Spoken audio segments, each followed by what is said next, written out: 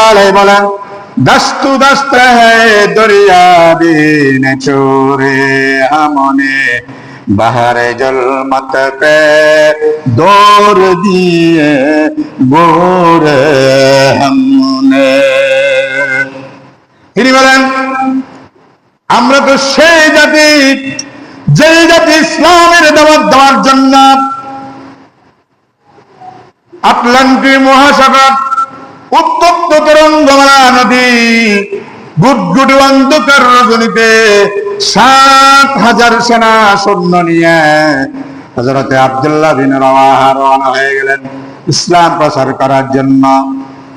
সম্মানিত হাজিরিন, এই গুটগুটি অন্ধকারে মহাসাগরের মধ্যে, উত্তপ্ত তরঙ্গমালা নদীর মধ্যে ৭,০০০ সেনা সৈন্য, সাথে ছিল ৭,০০০ সওয়ারি, একসাথে নেমে গেলেন, আটলান্টিক মহাসাগরে পাড়ি দিয়ে চলে গেলেন।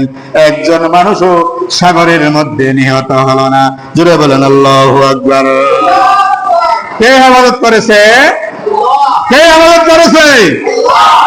এইবারে যখন পারস্যে চলে গেলেন, আফ্রিকা চলে গেলেন, আফ্রিকাতে যখন ইসলামের দাওয়াত দেওয়ার জন্য প্রস্তুতি হলেন, আফ্রিকার রাজা বলে, এই মুসলমানগুলোরে বন জঙ্গলের, আফ্রিকার মহা জঙ্গলে নিয়ে দিয়ে ফেলে আসো, যাতে করে তাদেরকে বাঘ ভাল্লুকে, বিষাক্ত সাপে তাদেরকে খেয়ে ফেলে। আচ্ছা বলেন, যারা মুমিন তাদেরকে বাঘ ভাল্লুকে খাবে? আফ্রিকার রাজা তাদেরকে মহা জঙ্গলে পাঠাইয়া দিলেন। সেই মহা জঙ্গলের মধ্যে গিয়ে তারা অবস্থান করলেন। দেখা গেল কিছুক্ষণের মধ্যে বাঘ ভাল্লুক লান ধরে আসতেছে একের পর এক, আর বড় বড় অজগর আসতেছে। সবগুলো এসে যেন এই মুসলমান সাহাবীগুলোদেরকে চারপাশে বেষ্টন করে দাঁড়িয়ে দাঁড়িয়ে তাদেরকে নিরাপত্তার পাহারা দিতেছিল। যারা বলেন সুবহানাল্লাহ। যে বাঘে মানুষ শিখাই ফেলে, সেই বাঘ সাহাবায়ে কেরামদেরকে, ইসলামের সেনাদেরকে পাহারা দিচ্ছেন, নিরাপত্তা দিচ্ছেন।